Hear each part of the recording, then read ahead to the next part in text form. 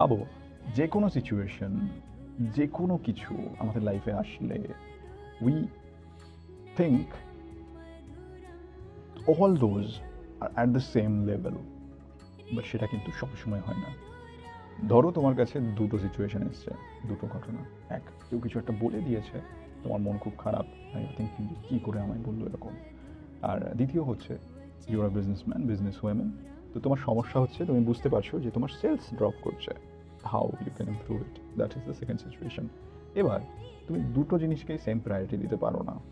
তোমাকে কোয়েশ্চেন করতে হবে নিজেকে যে প্রথম যে সমস্যাটা, কেউ কিছু একটা বলেছে, এটা আজ থেকে 5 সপ্তাহ পর তোমার কাছে কতটা ম্যাটার করবে, আজ থেকে 5 মাস পরে তোমার কাছে কতটা ম্যাটার করবে, এবং আজ থেকে 5 বছর পর তোমার কাছে কতটা ম্যাটার করবে। যদি ম্যাটার না করে, just drop it.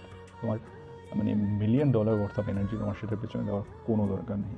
Rather than the second issue that you are facing in your business, যে সেলস ড্রপ করছে, সেটা আজ থেকে 5 দিন পর কীরকম হবে, 5 মাস পর কীরকম হবে, 5 বছর পর কীরকম হবে, সেটা যদি স্টিল এক্সিস্ট করে, then it would be a issue, right?